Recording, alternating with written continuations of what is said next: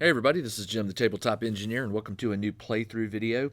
Today I'm going to be doing the pre-rolls for turn number 9 of 5 Parsecs from Home. If you are new to this channel or new to this game and are not familiar with it, 5 Parsecs is a solo sci-fi skirmish war game.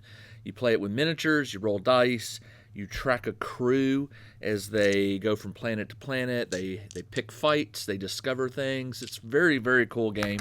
I don't know how many videos now I have in this one, but we are now on turn 9, which is just, I gotta say, it's still just so much fun to play this game.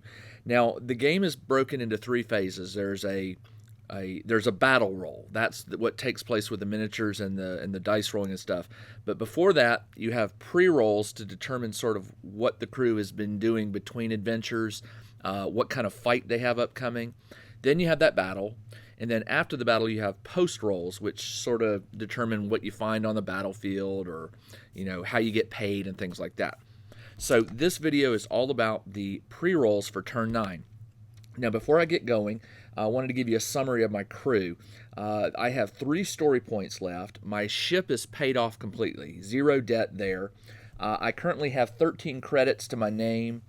I am on Bison 7, where I have a patron. My ship is a fuel hog.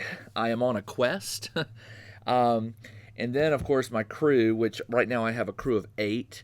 Now, with this video, you'll be able to download a PDF of my current crew roster and sort of a summary of all the roles and everything, and you'll find that a link to that in the video description below.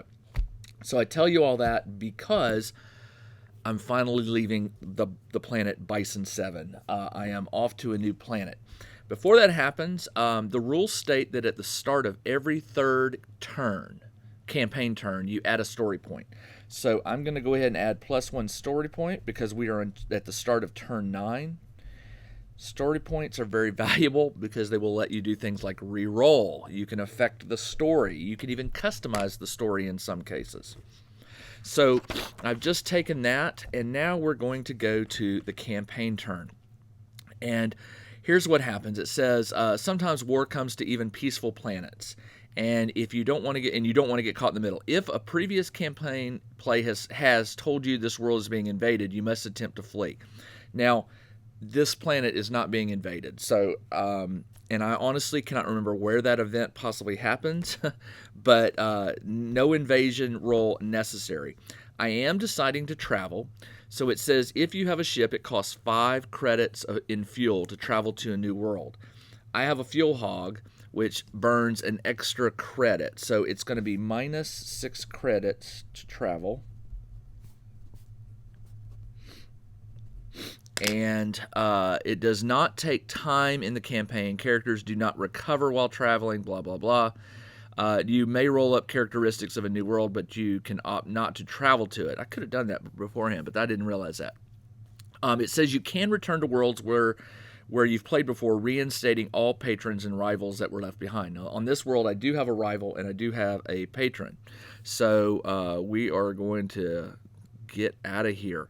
My ship did sustain some hull damage in the last turn, -1, and I think there was -2. Hull damage. I thought I had 2. I'll have to double check, but hull damage, it took 2 because I was at 35, now I'm at 33. So I must have recorded that somewhere. All right, let's keep going. The planet now before we hit the planet, there is this thing called Starship Travel Event. You roll a D100, and sometimes this can result in damage to your ship. Sometimes it can result in like a crew member bailing. There's some good and bad. So let's see. Green is high, yellow is low. I rolled a 35. 35 is, and this is on page 71 if you're following along, I rolled a 35, and I like to write down my roll numbers when I'm doing it just in case there's additional information I need to go back at a later time. It's called Downtime.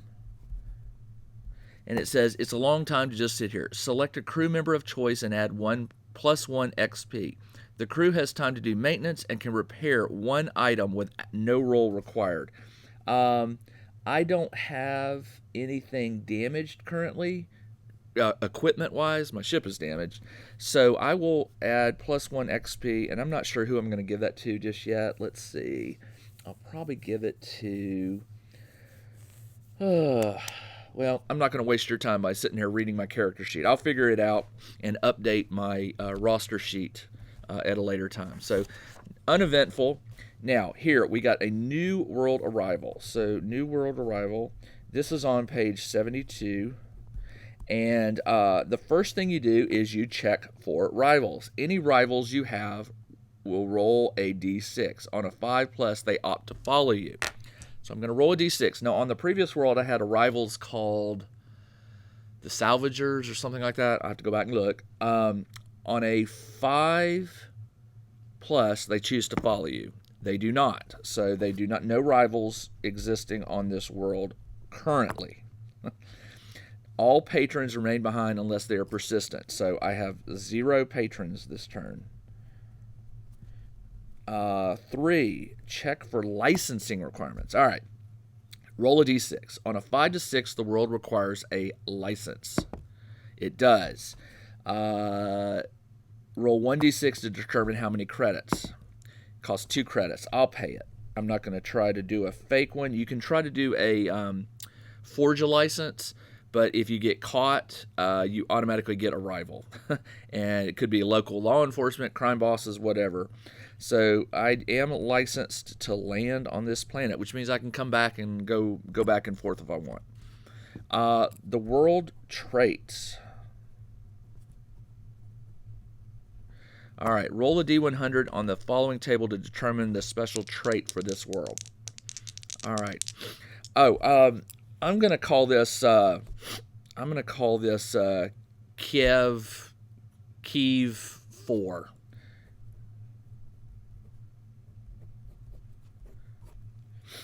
And Kiev 4, the world galaxy is the thing 08. Or no, do you just roll a?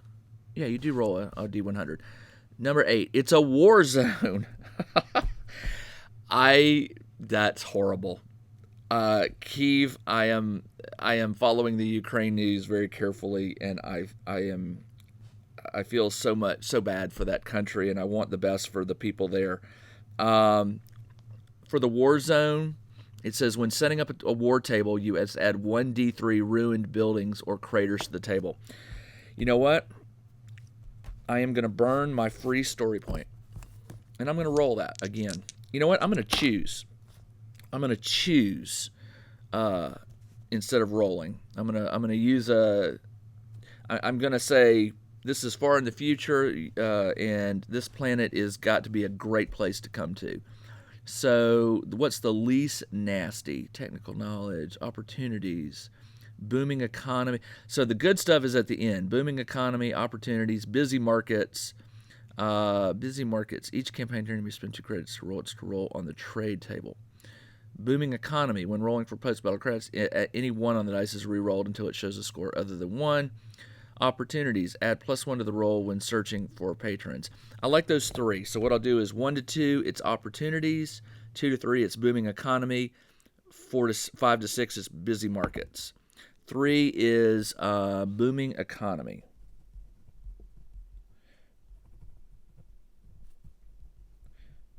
All right, the booming economy says when rolling for post-battle credits, any 1 can be re-rolled to show a value other than 1. Okay, so re-roll ones on the pay opportunity.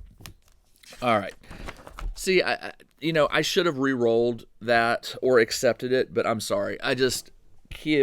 Ukraine is having so much trouble right now. I'm not going to play on a planet of the same name as their capital city.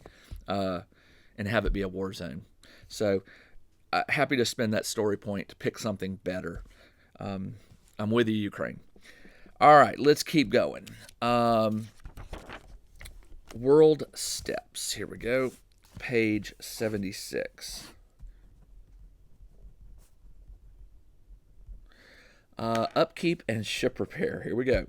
So I have to pay upkeep, which is normally 1 credit for a crew of 4 to 6, plus 1 additional credit for each new crew member. So I always pay -3 credits because I have a crew of 8. That's upkeep.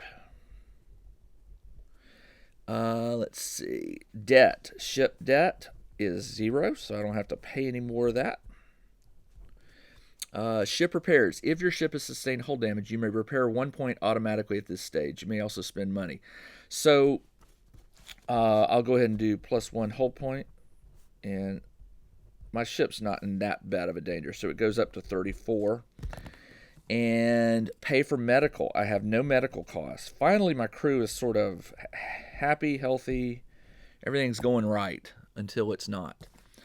Assign crew and resolve tasks. I like this part. Okay, so let's take a look here.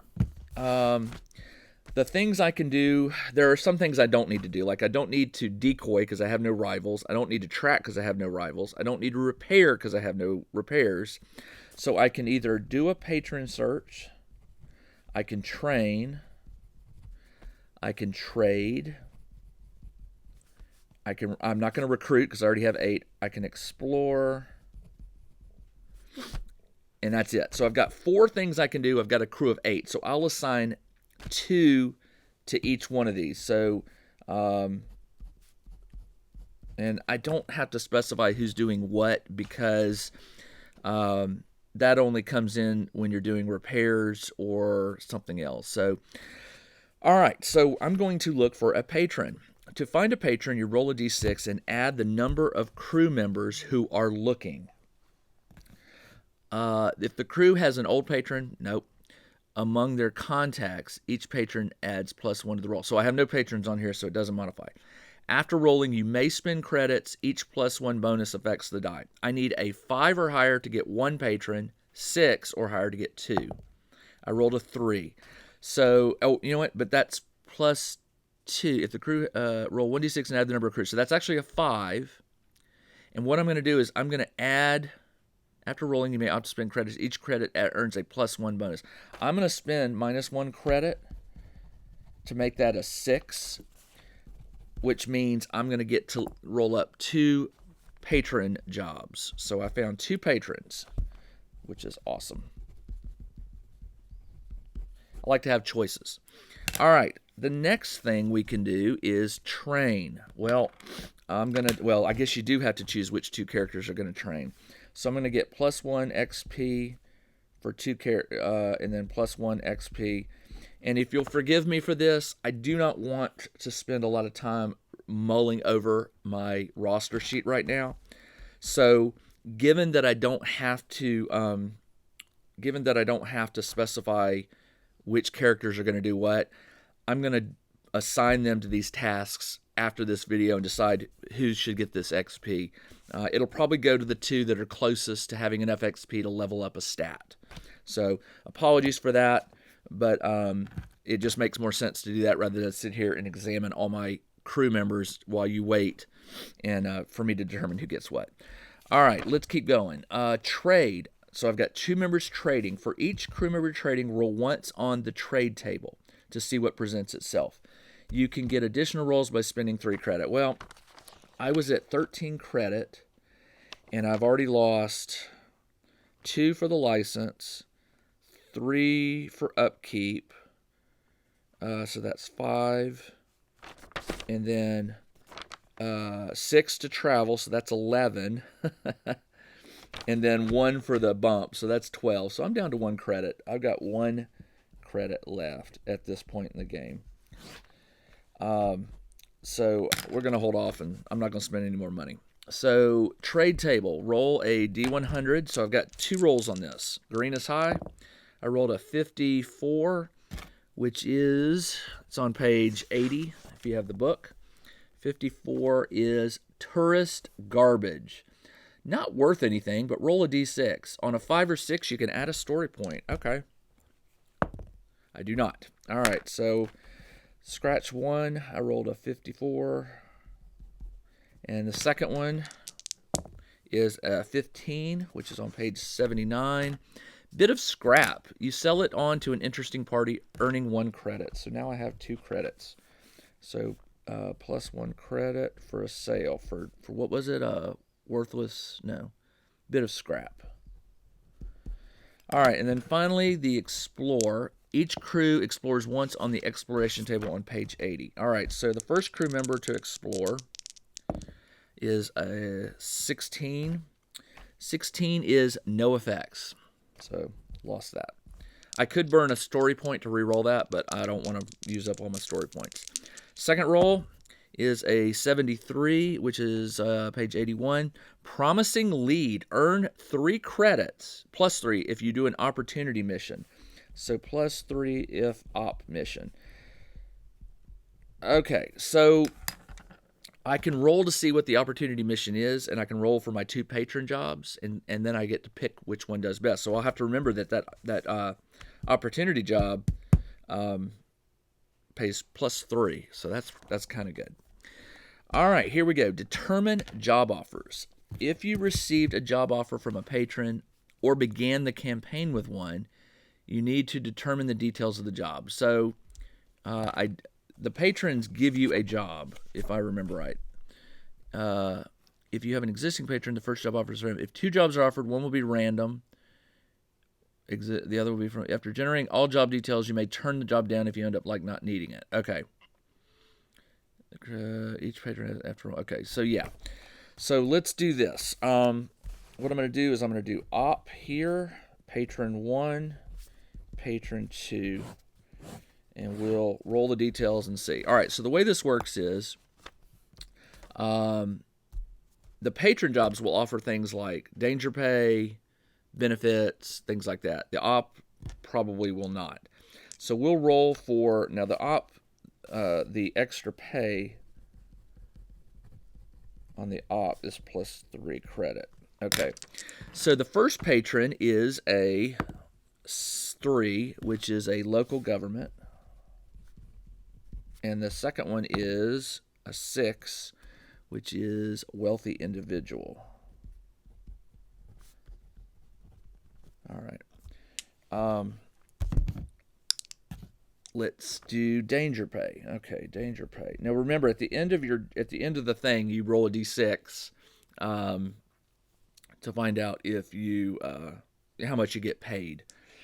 And I have something that lets me turn a 1 to 3 into a 3, or a 1 or 2 automatically into a 3. So I'm going to get at least 3 payments for both of these patron jobs, at least 3. The opportunity is already looking better because I'll get to roll a d6 for it and choose the job. But you get paid after the job, but I think you roll for the pay after the job is completed, so you can't know that ahead of time. All you can do is sort of guess.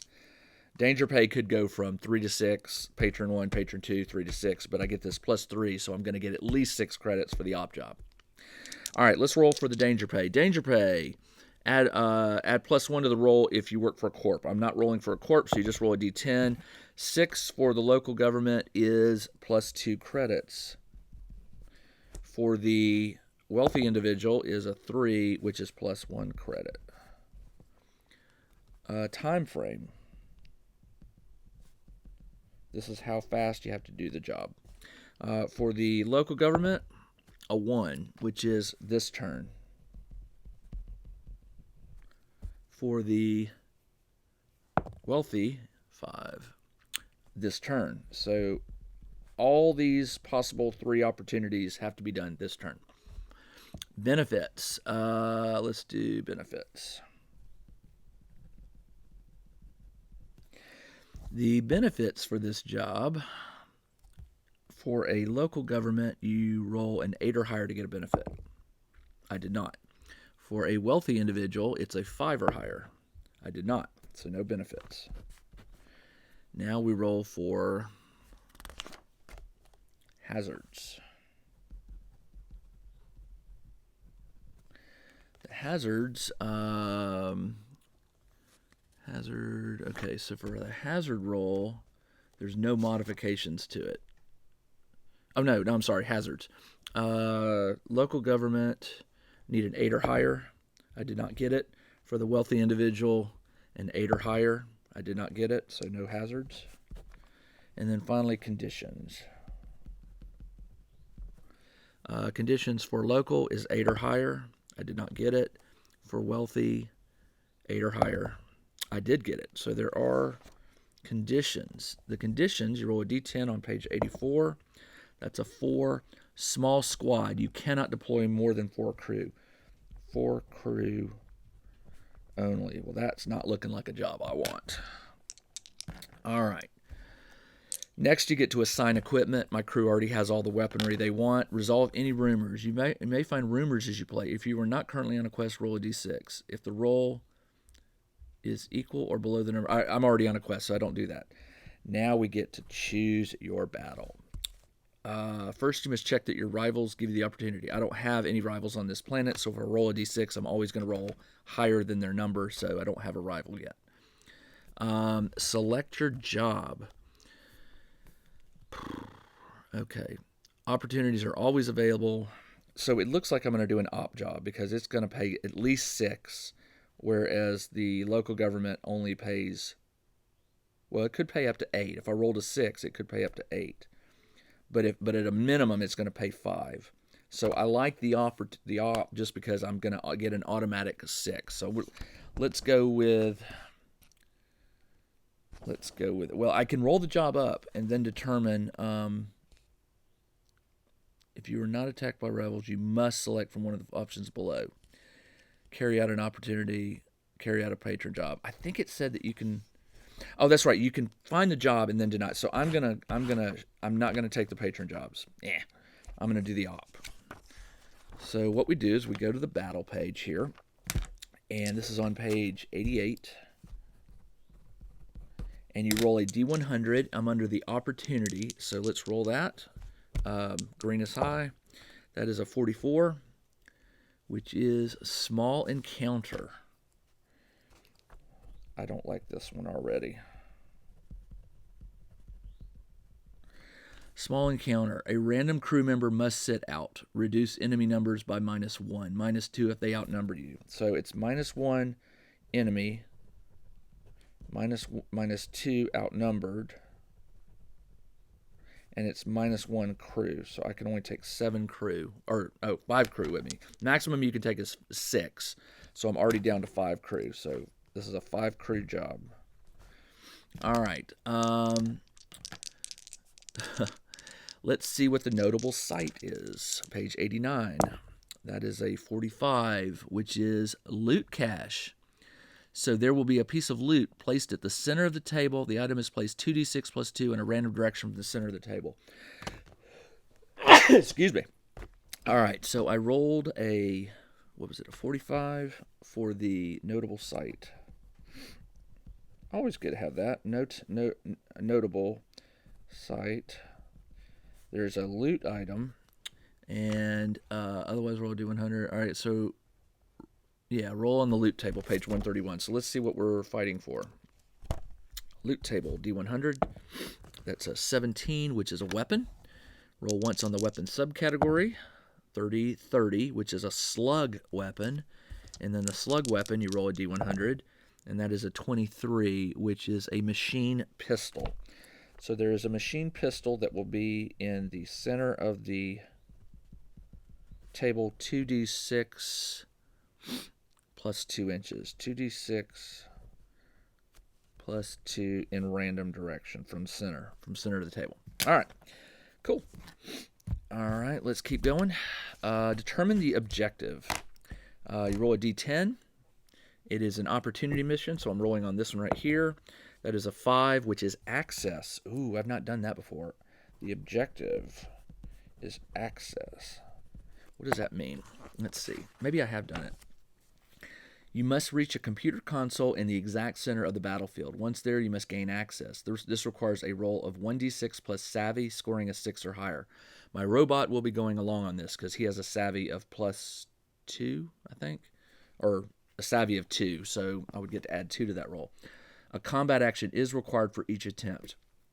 Up to 2 characters can make the attempt every round. Engineers or bot crew can add an extra +1. So he's already at +3. Never mind. Rolling a natural 1 means the system is hardened against intrusion. Rolling a second natural 1 is automatic failure as the system locks up.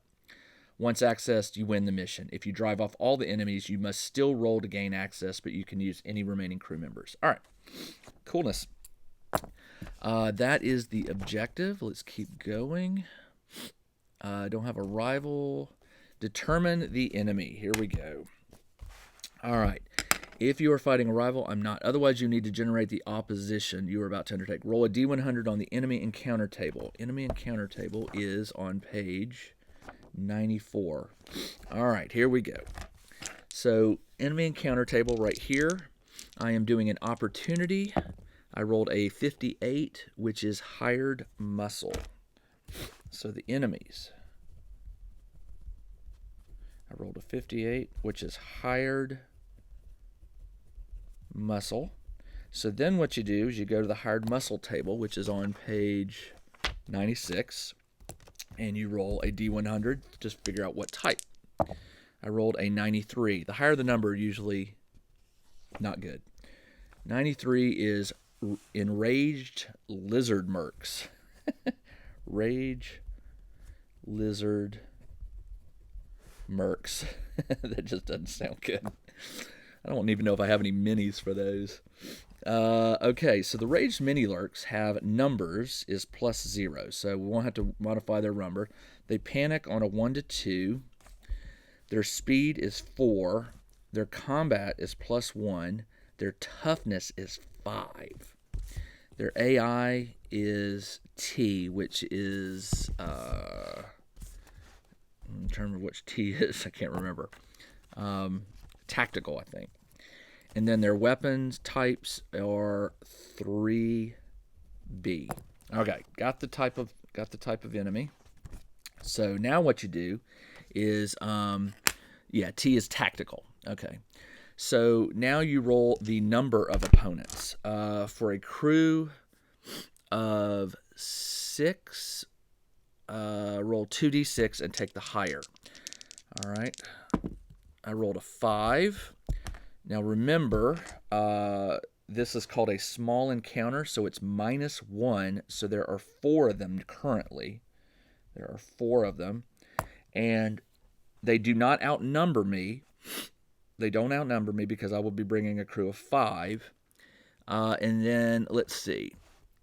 Add the modifiers in the numbers table. I did do that, so no modifier there. If the campaign is... Okay.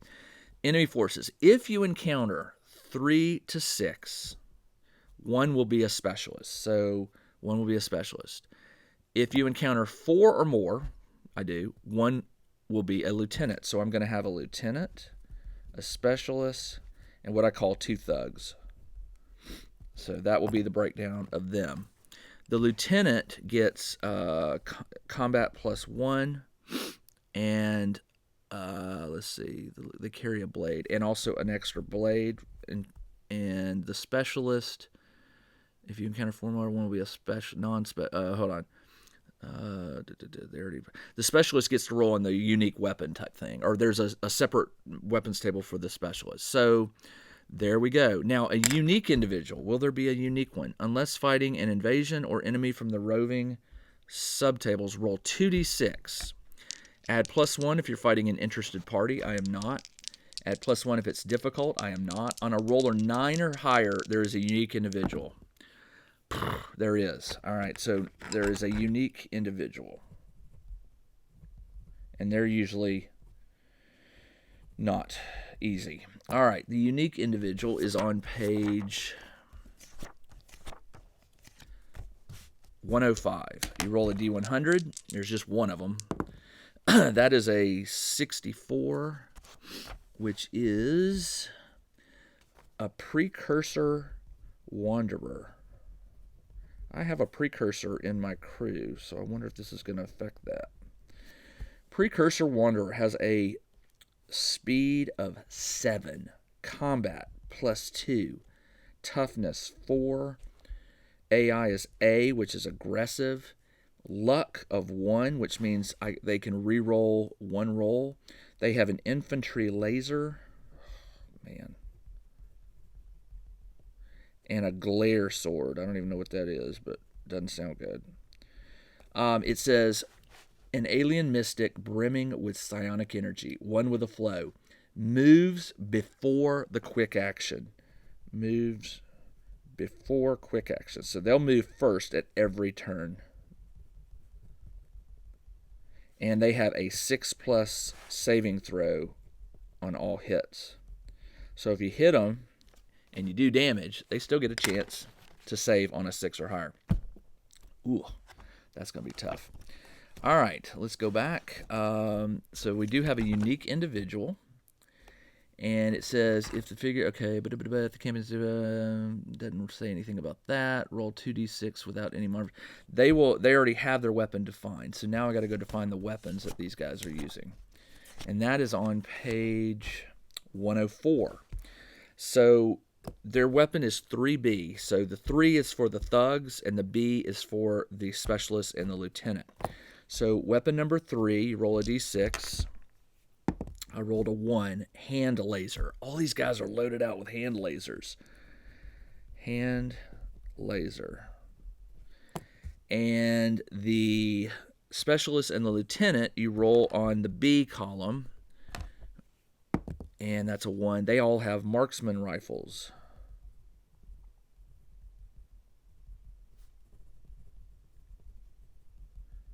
All right, just so you know, the marksman rifle has 1 shot but a range of 36.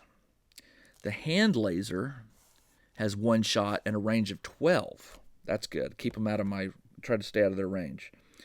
The infantry laser, which the unique person has a range of 30 and 1 shot. And it's called snapshot, and I'm trying to remember what the snapshot means. Snapshot is +1 to hit within 6 inches. So if they get close, they get all those with the lasers, the hand lasers, and the infantry lasers get +1 to shoot if they get within 6 inches of me.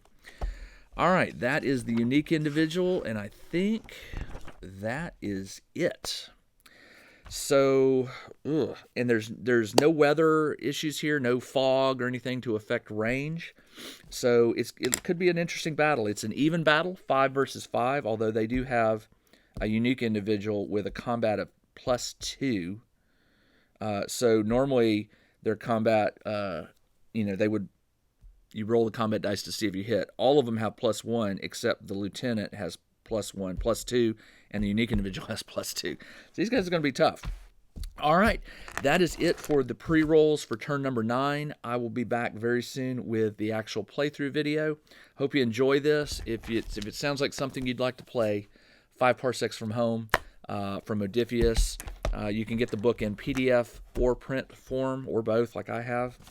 And I'll be back very soon with that next battle video.